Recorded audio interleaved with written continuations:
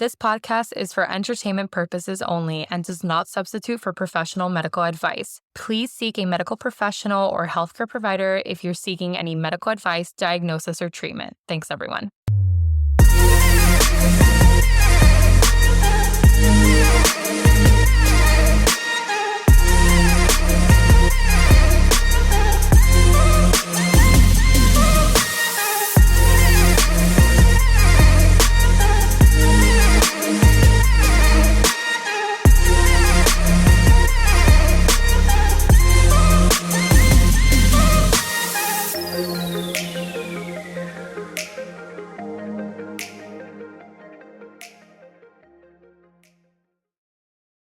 Hello, friends. You can hear our little for those champagne. of you that are, for those of you that are only listening. But if you are watching, you will notice something very different in our. Get up. Yeah. So why is this happening, right? Why do we look, at least me, dead? So I'm like very much in the gothic attire. Jules did good. I followed the assignment, right? Yeah. So I wanted to do for Halloween, I wanted to go full on costumes. Let's pick costumes. Let's do the thing. Evie was like, immediately no. Yeah, immediately no. Immediately no. Girl, last year you made me wear a wig for one episode and I was sweating the entire time. Can you imagine you wanted me to get up in a costume? Yep. At 10 o'clock in the morning? Yep. So instead, we reached like good couples, like healthy couples. Yes, we reached an agreement. It was truly not an agreement. It was just me. I said hardcore, no. Maybe we could do goth. And then I'm like, okay. So Jules understood the assignment. I, however... No, you did. I partially did. No, you look like a grungy... Yeah, this is very dark for me. And you're darker than me. You can't put on white face. You can't do that. You're olive skin. Like, you can't. Like, if you look at my face compared to my body, you can kind of tell a difference. No, you're great. Look at me. No, yeah, Jules is goth. It's bad, guys. You're like, I'm like soft core. You're like hardcore. You're like grunge. The rocker chick that like goes to that you go to all the rock concerts and whatever. You're like Hot Topic. Exactly. I am the true millennial Hot Topic right now. Yeah, that's me. Yeah, I'm more like punk and she's more like... Anyway, so yeah, that's why we look like this. But anyway, I'm very excited for today's episode. Yeah, we're closing out our episodes for our spooky season. Exactly. Hence why we are closing it out on... goth, I guess you could say. Anyway, so happy Halloween in advance. This comes out the Tuesday before Halloween. So happy Halloween. Happy Halloween.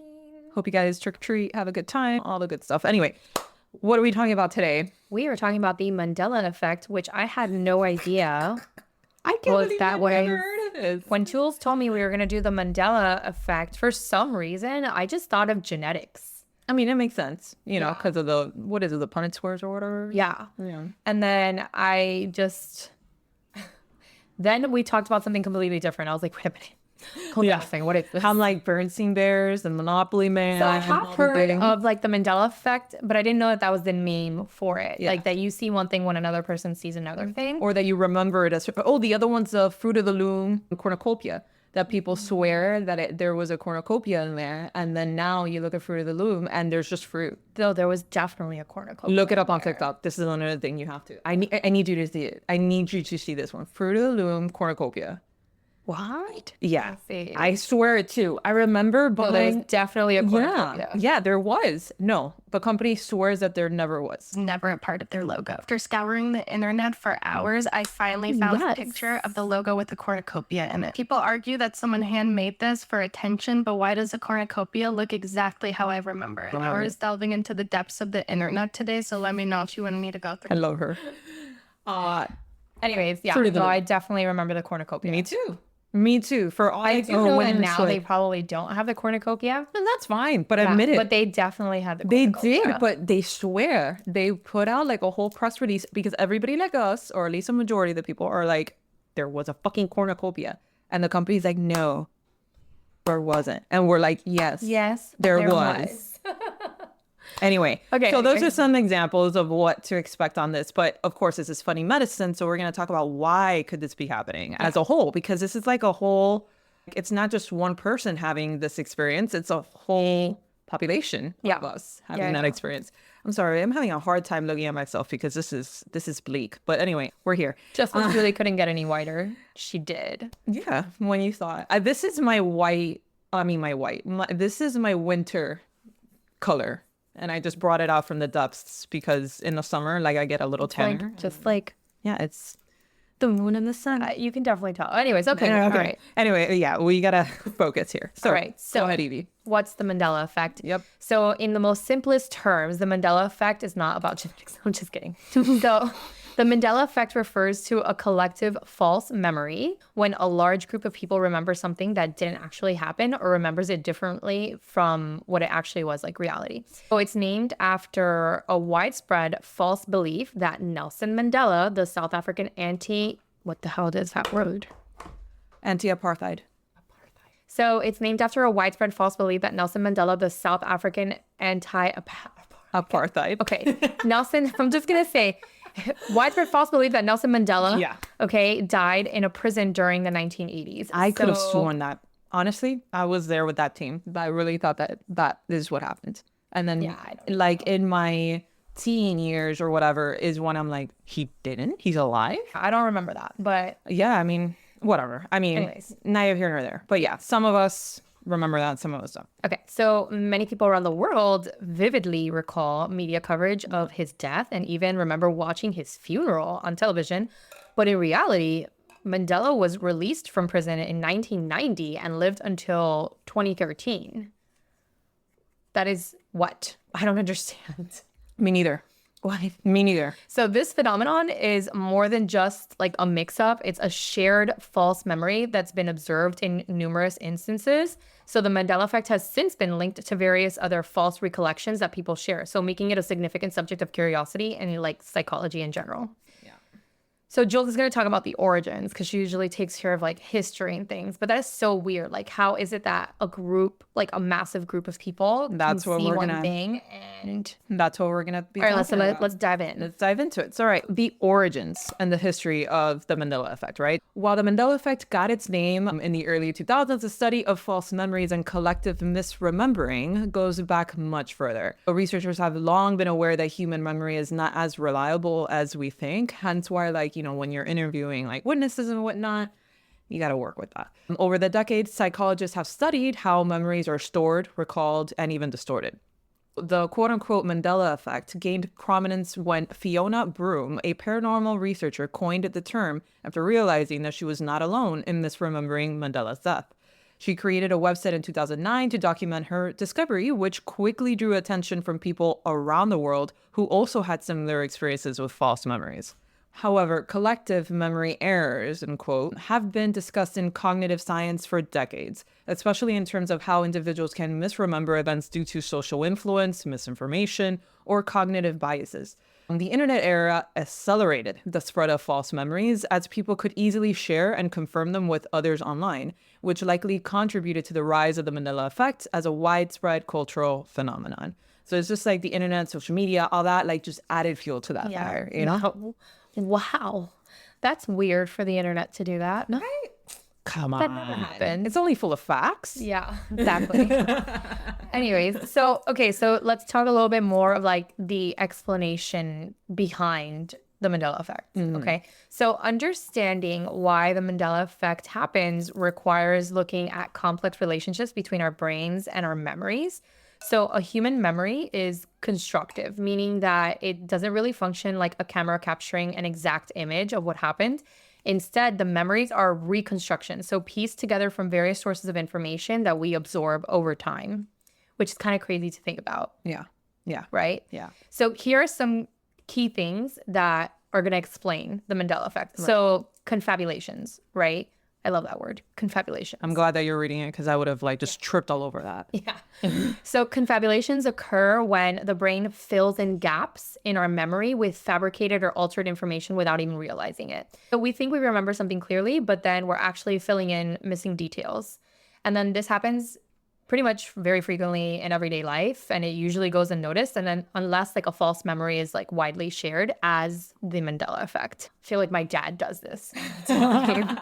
He's like, no, this and this happened. I'm like, where did you get that from? Like, that did not happen. Okay, so for example, many people remember the Monopoly man having a monocle, his little eyepiece. I swear. He did. No, he 100% did. 100%. But he never did. It's likely that the confabulations occurred because the associated wealth and old-timely figures with monocles, and our brain fills the gaps accordingly. Bull. No, it is bullshit. I'm going to search it up right now. Look it up right now. And guys, TikTok is a wealth of the Mandela effect. Like, it's pretty much where I got a lot of the examples from. So look there. Also YouTube. YouTube, just Google Mandela effect. And it's like a never-ending rabbit hole. Look. Yeah, that's how people remember him. I remember him like that. I remember him. But the company swears that he never did. That's the image I have in my head. Yes. Which I will put right here of the black and white image that I have of my in my head of the Monopoly man. But you know, the company says no, not true. We never had that. I bet if anything, they probably had like maybe like one of the cards or something like that with a monocle. So, but then say that. Yeah, and then also, but like how did everyone create that same memory off of just like one card? You know what I mean? So I don't know. It's interesting. It's very interesting. All right. So another thing is source confusion. So another common memory error is source confusion, where we mistake the origin of the memory. So for instance, you might recall a piece of information, but confuse whether you read it in a book or saw it in a movie or heard it from a friend. This can result in blending of fictional stories or secondhand accounts into your personal recollection. And then in that case, the Mandela effect, people might have confused reports about Mandela's time in prison with premature obituaries or news stories about political violence in South Africa. I mean, I kind of do that all the time. Like sometimes I'm like, I don't remember who told me this or where I got this information from, but I feel like blah. Yeah. But again, it's like when you... But it's not just one person. It's a group of people. That's what I was going to say. When it's a group of people, then it's like... Or is it something that the way that we're registering, the way that we are analyzing that information... I don't know. I'm like, my brain is going into a very like a dark circle right now. And it's too much to explain here. People are going to be like, what's wrong with you? Another one is misinformation effect. So this is when your memory of an event becomes distorted after being exposed to incorrect information about it. For example, if someone tells you a wrong detail and you repeatedly hear it, your brain might interrogate it into the memory as if it were like actual truth. And then with social media, this effect amplifies as misinformation can spread really rapidly, reinforcing the false memories in many people's simultaneously. Yeah. Which maybe that's why. And that one is social media. Yeah, that one I could totally get behind. Like I could totally see, because you're not sure. Like you're not sure of a memory, right? You're not really very sure about it. You're like, maybe it was like this, maybe it was like that. And then you get like a floodgate of people like confirming some one way or the other. And then you're like, that's it. Yeah. So I could kind of see how that one can manipulate it. Yeah. And then you also have priming. So priming refers to the way that exposure to a stimulus can unconsciously affect your response at a later stimulus. So if you've been primed with certain piece of false information, like seeing a meme or reading an article, misquoting a movie, you're more than likely to recall it incorrectly. So people often encounter altered versions of the events online because that were primed from before in order to remember the details inaccurately. Oh, shit. This is so...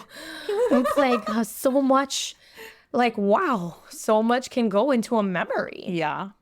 Memories are tricky bitches and they're not very reliable. Yeah. And the false memory formation, right?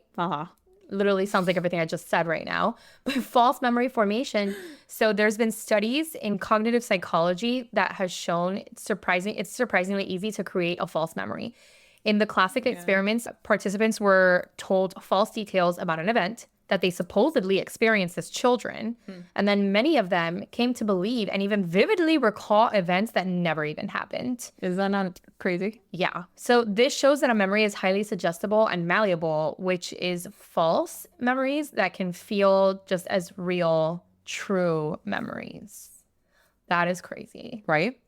But I feel like, you know, when you're a child, like, okay, yes, like I have memories as when I was a child, but if my mom told me, oh no, like you did this or something like that, like sometimes people are like, yeah, I kind of remember that. And then you're like, no, that probably never happens actually.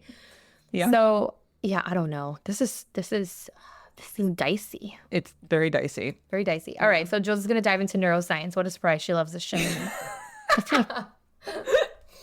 All right, so the neuroscience of false memories, right? Because again, yeah, this is like a very popular cultural phenomenon that's happening, but there is some science to it. So that's what we're gonna bring into this to try to reason with what the hell is happening here in this rabbit hole. So on the neurological level, memories are stored in a network of brain regions. Evie loves that, and her eyes are gonna totally glaze over from like here on. I'm like dee dee dee dee dee. So rather than a single memory center, the hippocampus, so it's not a single memory center, right? It's just like regions all over. So like the hippocampus in particular plays a crucial role in consolidating new information and storing it for later retrieval. So it's kind of like Inside Out, like core memory, bring it. That's it. They're bringing in kind of. I love that movie. I love that movie too. However, this process is imperfect. When memories are stored or recalled, they can be altered or influenced by emotions, the passage of time, or even just other memories in total. It's kind of like a VHS, for those of you that remember VHSs or DVD-ROMs that you could like kind of like record over it, you know, but the little things come in, kind of that. Trying to give you guys an analogy here. So neuroscientific studies of false memory information reveal that the brain can misattribute different elements of an experience, such as visual details, sounds, and emotional responses. This explains why false memories can feel so real. Our brain is essentially tricking us into thinking that our reconstruction of the events is actually accurate. So we are gaslighting ourselves. Yes. In essence. Now we're gonna kind of veer a little bit into the rise of the Mandela effect in popular culture. Yeah. Okay. So the Mandela effect became a significant topic of discussion in about like 2010s, largely due to the increasing use of online platforms like Reddit and YouTube. Oh yeah, I'm obsessed with Reddit. I'm obsessed with YouTube. You're obsessed with Reddit? I still go down to like Reddit for a bunch of Reddit things. is dangerous. I know. I love it. And I'm always like, oh yeah, I read this on Reddit, blah, blah, blah, blah, blah. And I can go down like a hole in Reddit. No. It's like Reddit's made for that. Yeah. Like I can't. I can't. I do. And YouTube, when I was in medical school, YouTube, I'm pretty sure YouTube was like my way. Like I would study. People might think this is crazy, but people that study like things like medicine or just things that like require you to just sit and study, you know, I would study days that were like 14, 15-hour days. Yeah. Like sit down and study for that time. Yeah. And the only times that I would get up was to go pee. Right. To go get lunch. Yeah. Or to go get coffee at Wawa.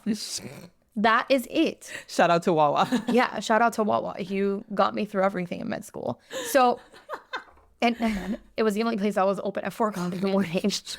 So, and you know, the only like escape that I had was YouTube. Damn.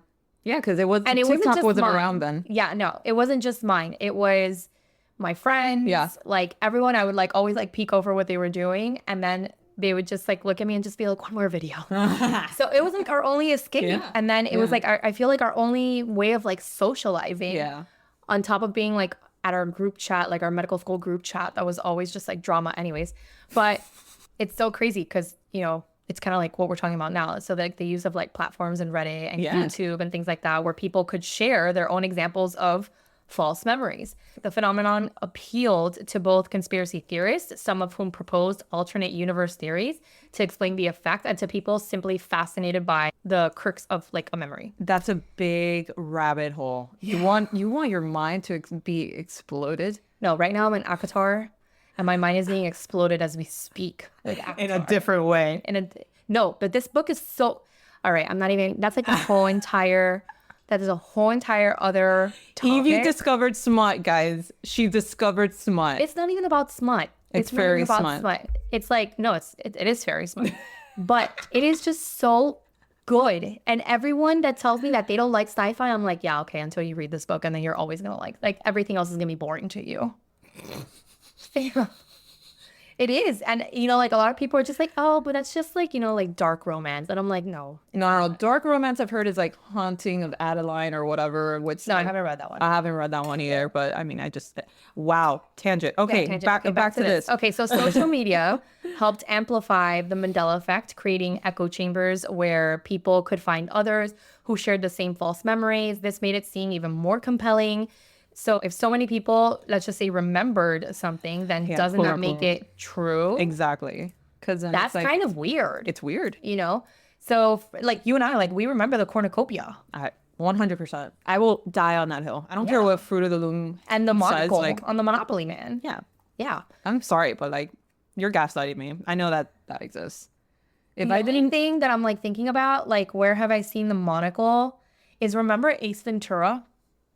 Yeah. There's a guy that has a monocle. Yeah, and also in Jumanji. And in Jumanji, yeah. So I don't know if maybe our memories are like... No, man. I remember like... But then with the Pringles Man, the Pringles Man never had a monocle, and he looks exactly like the Monopoly Man. Yeah, but hold on. I have like this photo in my head of the get out of jail free card.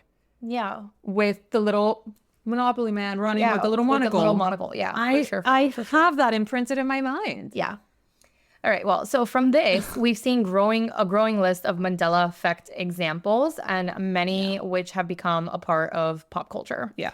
Jules is going to dive into some of them. Let's see if you guys agree with us or who. Yeah, please.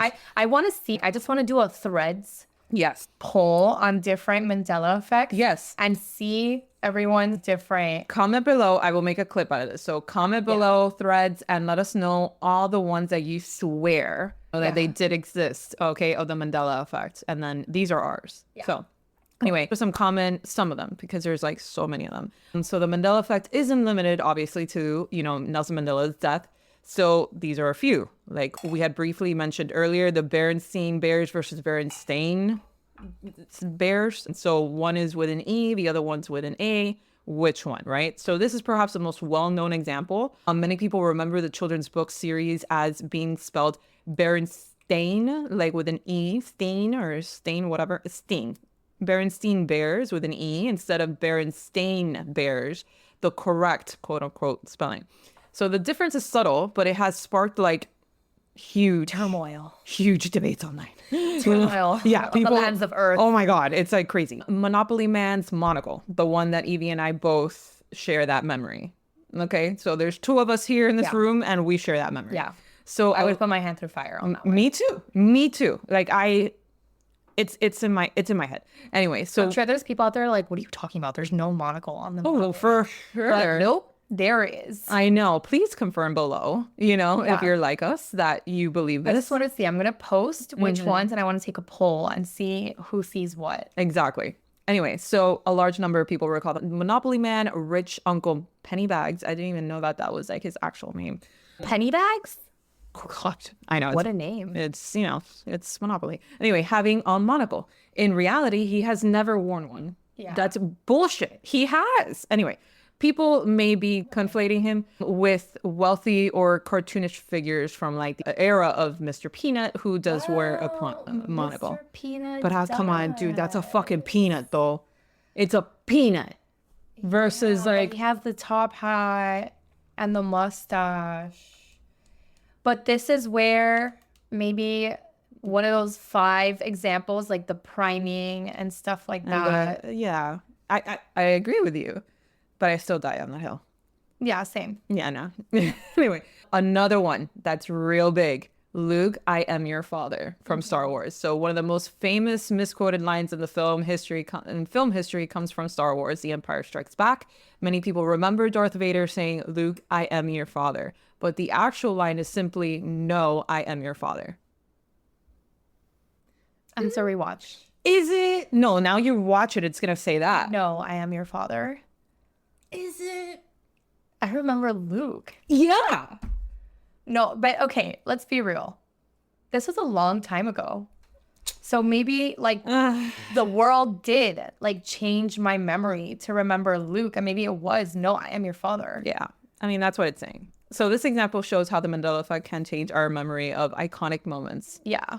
So This next one is good. yeah, Pikachu's tail, right? So Pokemon fans often remember Pikachu, the beloved character, having a black-tipped tail. However, Pikachu's tail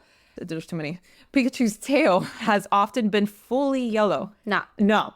Nah. I remember it being two-toned. Pokemon was our age. Yeah. Like, Pokemon came out when we were in grade school. Like, the era of card I remember games. being in the back of a bus with a Charmander card. Yes. I should have kept that card. I would have been really wealthy So right now. I know Pikachu. Yeah.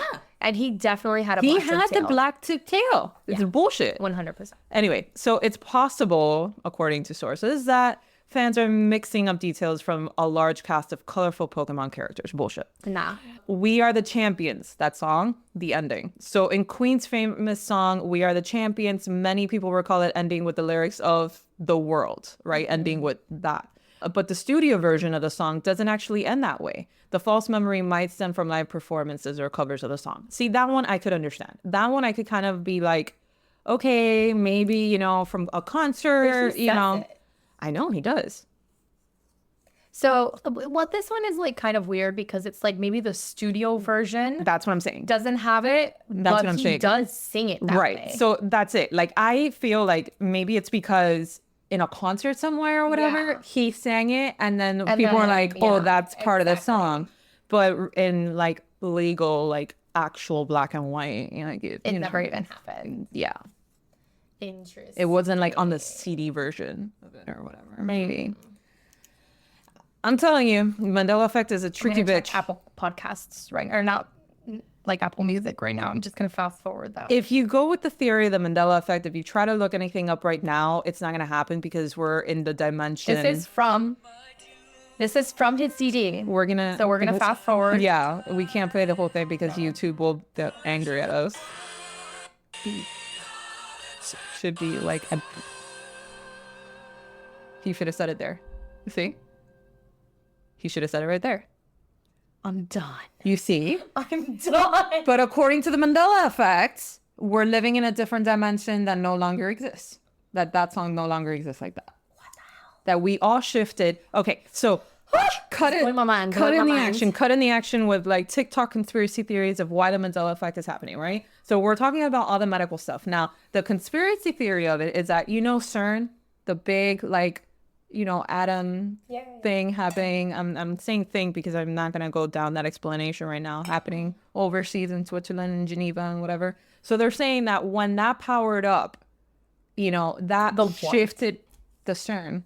The CERN? What the hell is CERN? I don't have my phone. Look up TikTok CERN. What is this? So look up TikTok CERN. That's why I kept this episode short. How do you CERN?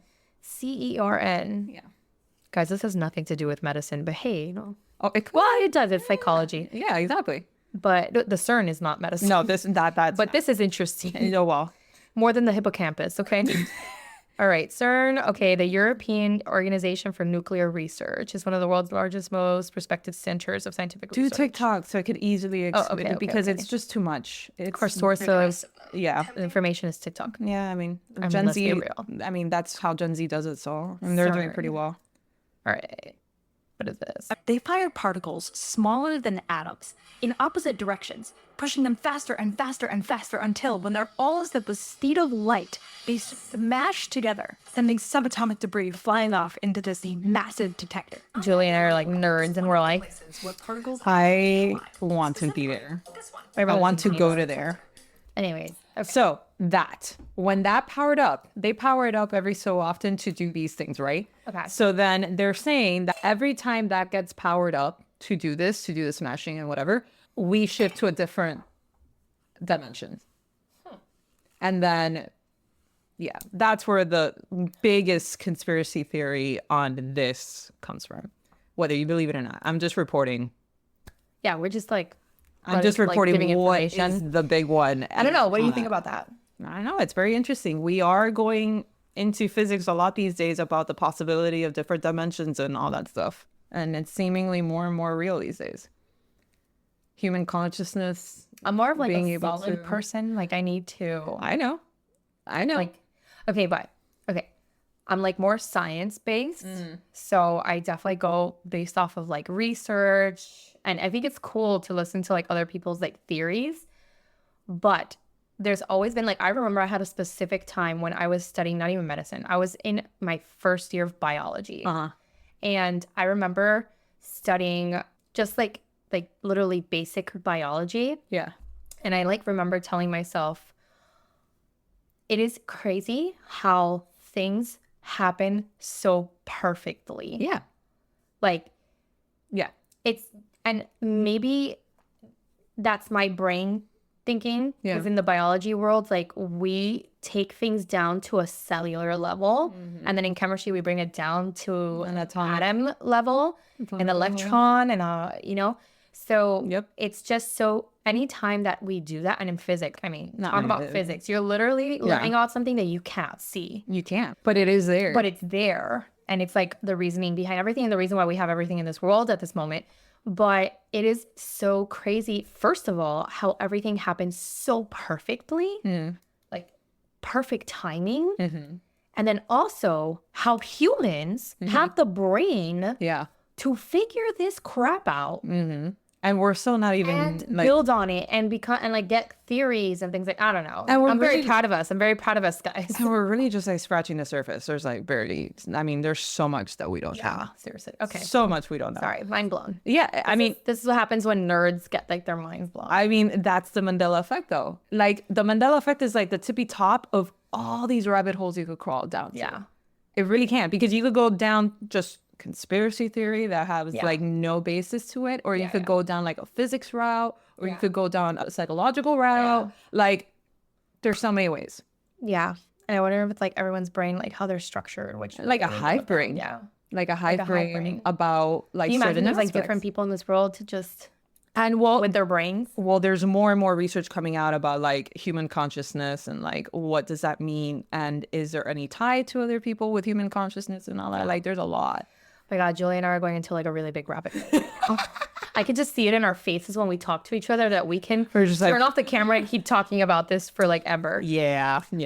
All right, anyways, okay, so back to the Mandela effect. So why is it so compelling? Right. Well, everything that we just said, basically. Literally. It really taps into like a deep psychological Yeah. thing that just is unsettling, like yeah. uncomfortable, Yeah. or whatever. Just like the fact that it's like a fake memory, but we think of it as memories as accurate as records of our personal history. And then, but with the Mandela effect, it reminds us that memories are not perfect and maybe subjective, which that could totally happen. Yeah. Because I interpret something completely different than what Julie interprets something. And I'm sure if we talk about a memory, maybe we might be like, But wait, how about this? Or yeah, I don't remember it I don't like remember that. that. Yeah. Yeah. So it's a strange feeling to realize that something that you're positively sure about for years, it's just like not even true. So then the effect also plays into our cultural narratives where alternate realities or parallel universes are a common plot in, you know, like science fiction. Yeah. Yeah. And it's being talked about a lot these days in science. Yeah. And then some people even suggest that the Mandela effect is evidence of such alternate realities or shifts in the timelines, which adds a layer of mystery to everything that's intriguing in this whole entire phenomenon. Yep. If your mind has not been blown by this time, we have failed you. I mean, I really hope that you tuned in knowing at least a little bit of what this was to begin with, or you've come across something on YouTube or on TikTok of talking about it, because I mean, it's very popular. Like this has been, anyway.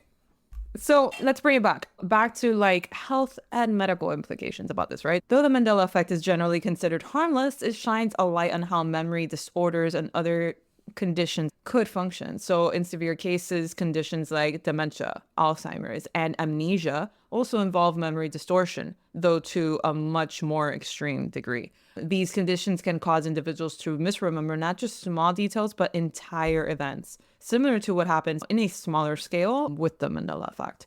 So on a more everyday level, the Mandela effect relates to the misinformation effect, right? So, and that's in a medical context. So for instance, patients might misremember their symptoms or treatment history, which could complicate diagnosis and care.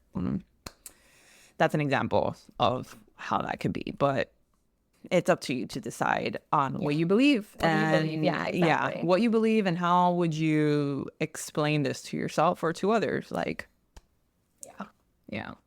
Mind blown. This was not a genetics talk. Definitely not. Way more interesting, in my opinion. I'm very happy it wasn't a genetics talk. Yeah, I mean, I wanted to end spooky season on a big one, on a mind-blowing one, and I think this one did the job. At least it did for you. Yeah, exactly. No, definitely. Yeah. So anyway, thank you guys for tuning in. Check out our Patreon. We're going to take ourselves looking just like this to another episode that is equally as eerie and as weird as this one onto Patreon right now.